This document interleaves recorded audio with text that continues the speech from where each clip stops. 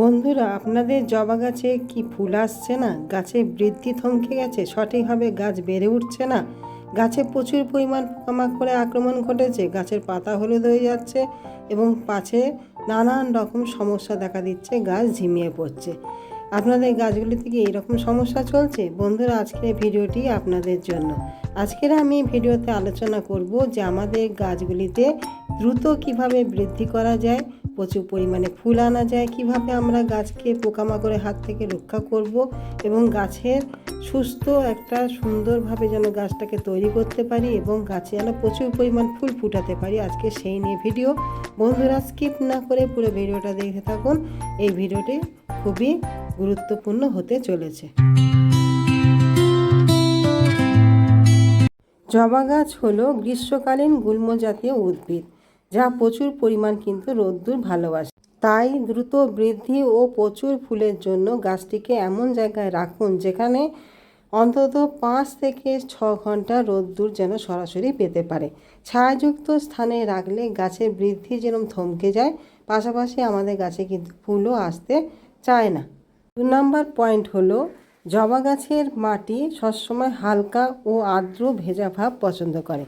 অতিরিক্ত জল আমাদের গাছের টবে দিলে গাছের শিকড় যেরকম ক্ষতিগ্রস্ত হয়, সেরকম গাছে কিন্তু সঠিকভাবে ফুলও আসে না, বৃদ্ধিও হয় না। সেই জন্য আমাদের সঠিকভাবে কিন্তু জলটা প্রয়োগ করতে হবে। মাটি কিন্তু আমরা অতিরিক্ত শুকাবো না, কারণ অতিরিক্ত শুকালে এইভাবে কিন্তু গাছের পাতা হলুদ হয়ে যায়, কুঁড়ি হলুদ হয়ে ঝরে পড়ে। আবার অতিরিক্ত যদি আমরা জল দিয়ে ফেলি, সেখানে আমাদের শিকড় কিন্তু ক্ষতিগ্রস্ত হয়ে একটা ফাঙ্গাসের সৃষ্টি হয়। যখন আমরা দেখি কি না, আমাদের যে গাছগুলো অনেক সময় ঝিমিয়ে পড়ে। সেই জন্য আমাদের জলটাকেও কিন্তু সঠিকভাবে প্রয়োগ করতে হবে, যে আমরা সবসময় একটা ময়েশ্চার মেনটেন করে চলবো। কোনোভাবে গাছের গোড়া শুকাবো না, আবার অতিরিক্ত জল কিন্তু গাছে প্রয়োগ করব না। 3 নম্বর পয়েন্ট হলো, জবা গাছের যত আমরা প্রুনিং করব, অর্থাৎ যত আমরা ছাঁটবো, তত জবা গাছে কিন্তু বৃদ্ধি ঘটবে, ঝোপালো হবে এবং একটা সুন্দর কিন্তু আমাদের ফুল আসবে। কারণ আমরা সকলেই জানি যে জবা গাছের যখনই নতুন বৃদ্ধি হয়, তখনই কিন্তু দু সাইড থেকে ফুল নিয়ে বেরোয়। সেই জন্য ছাঁটাইটাও কিন্তু আমাদের খুব গুরুত্বপূর্ণ। তবে হ্যাঁ, ছাঁটাই আমরা এই সময় এই এত চড়া রোদ্দুরে বা গরমের সময় কিন্তু কোনোভাবে করব না। আমরা এটা করব বর্ষার আগে আর শীতের আগে।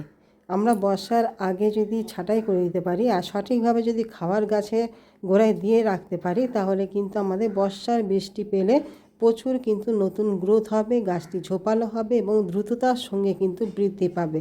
এবং যখন প্রচুর পরিমাণ গাছে বৃদ্ধি ঘটবে, তখন অটোমেটিক গাছে কিন্তু ফুল আসতেও বাধ্য। 4 নম্বর পয়েন্ট হলো, গাছে খাবার প্রয়োগ করা। আমাদের জবা গাছ খেতে কিন্তু খুবই পছন্দ করে, আর সেই খাবারের মধ্যে থাকবে পটাশিয়াম আর নাইট্রোজেন। এই পটাশিয়াম হচ্ছে আমাদের গাছের আদর্শ খাবার, কেন জবা গাছ আমাদের পটাশিয়ামযুক্ত খাবার খুবই পছন্দ করে। পাশাপাশি আমরা নাইট্রোজেন রাখবো গাছের বৃদ্ধির জন্য। আর ফসফরাসযুক্ত খাবার জবা গাছ কিন্তু মোটেই পছন্দ করে না, সেই জন্য ফসফরাসযুক্ত কোনো উপাদান আমরা গাছে প্রয়োগ করব না। আমরা এখানে দেবো সেটা হচ্ছে কি না, শস্যের খোল ভিজানো জল, যা হচ্ছে আমাদের জবা গাছে একটি অমৃত খাবার। যা শস্যের খোল 1 লিটার জলে আপনারা ভিজিয়ে রাখবেন 2 থেকে 3 দিন। তারপর সেটাকে একেবারে পাতলা করে, অর্থাৎ আমাদের যে লিকুইড চা আমরা যেরকম খেয়ে থাকি র চা, সেরকম একদমই পাতলা করে আমরা প্রত্যেক সপ্তাহে একবার করে গাছে কিন্তু প্রয়োগ করব। এই গাছটিতে প্রচুর পরিমাণ যেন নাইট্রোজেন এবং মাইক্রোনিউট্রিয়েন্টের উপাদান থাকে, যা আমাদের গাছের বৃদ্ধিতে বিশালভাবে কিন্তু সহায়তা করবে। পাশাপাশি আমাদের দিতে হবে পটাশিয়ামযুক্ত খাবার। এখানে আপনারা জৈবভাবে প্রত্যেক সপ্তাহে কলার খোসা ভেজানো জল, পেঁয়াজের খোসা ভেজানো জল কিন্তু প্রয়োগ করতে পারেন।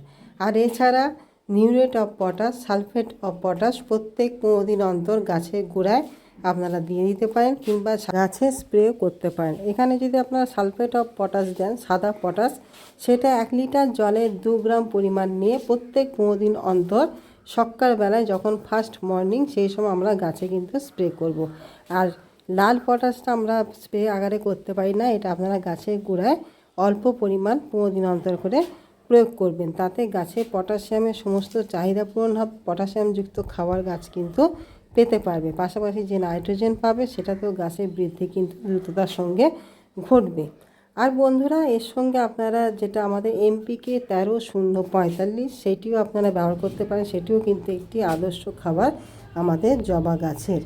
এর পাশাপাশি আমরা প্রত্যেক মাসে একবার করে আমাদের গোবর সার যেটা কাউডং কম্পোস্ট কিংবা ভার্মি কম্পোস্ট 1 মুঠো থেকে 2 মুঠো পরিমাণ গাছের গোড়ায় কিন্তু হালকা খুশিয়ে দিয়ে দেবো। তাতে প্রচুর পরিমাণ গাছে কিন্তু বৃদ্ধি হবে। সার্বিক বৃদ্ধিতে প্রচুর পরিমাণে কিন্তু সহায়তা করে আমাদের এই কম্পোস্ট সার। পাশাপাশি আমরা ক্যালসিয়ামযুক্ত খাবার দেবো। ক্যালসিয়ামের অভাবেও সাধারণত আমাদের গাছের পাতা ফ্যাকাশে হয়ে যায়, ফুল ঝরে যায়, কুঁড়ি ঝরে যায়। সেই জন্য এখানে ক্যালসিয়াম হিসাবে আপনারা ডিমের খোসা, চকের গুঁড়ো ব্যবহার করতে পারেন কিংবা ক্যালসিয়াম নাইট্রেটও ব্যবহার করতে পারেন মাসে একবার। আর তার সঙ্গে আমাদের দিতে হবে ম্যাগনেসিয়াম। আচ্ছা, আরেকটি সমস্যা হলো সেটা হচ্ছে কি না, পাতা ফ্যাকাশে হয়ে যাওয়া, পাতার এরকম শিরা বেরিয়ে যাওয়া। এটি সাধারণত আমাদের হয় ম্যাগনেসিয়ামের অভাবে। এর জন্য আমাদের দিতে হবে সেটা হচ্ছে ম্যাগনেসিয়াম সালফেট, যেটাকে আমরা বলি কি না অ্যাপসম সল্ট। এই অ্যাপসম সল্ট যদি আমরা গাছে প্রয়োগ করি তাতে কী হবে না, আমাদের ম্যাগনেসিয়ামের অভাব দূর হবে এবং গাছের পাতা কিন্তু গাঢ় সবুজ আকার ধারণ করবে। এইভাবে কিন্তু পাতা এরকম শিরা বেরিয়ে যাবে না এবং ফ্যাকাশে হয়ে পড়বে না। সেই জন্য প্রত্যেক মাসে একবার আমাদের ম্যাগনেসিয়াম সালফেট গাছে কিন্তু প্রয়োগ করতে হবে। গাছে যে পোকামাকড়ের আক্রমণ বেশি দেখা দেয় সেটা হচ্ছে কি না মিলিবাগ। এই মিলিবাগ সবথেকে বেশি ক্ষতিগ্রস্ত করে আমাদের জবা গাছগুলিকে। এখানে আপনাদের যদি মিলিবাগ হয়ে থাকে, আপনারা এখানে প্রথমে কি করবেন, জলে স্প্রে করবেন, করে সমস্ত মিলিবাগগুলোকে হাত দিয়ে সুন্দর করে পরিষ্কার করে দেবেন। দেওয়ার পরে আপনারা নিম তেল নেবেন, তার সঙ্গে ডিটারজেন্ট সব কিংবা শ্যাম্পু দিয়ে সুন্দর করে কিন্তু স্প্রে করে দেবেন। স্প্রে করে দেওয়ার পরে আপনারা 1 লিটার জলে 1 ml নিম তেল এবং তার সঙ্গে অল্প পরিমাণে আপনারা ডিটারজেন্ট নেবেন। ডিটারজেন্ট যে লিকুইড যে আমাদের সব, সেই লিকুইড সব দিয়ে সুন্দর করে কিন্তু আপনারা স্প্রে করে দেবেন। তাতে করে কি হবে, আমরা এই মিলিবাগ কিন্তু গাছ থেকে দূর করতে পারবো।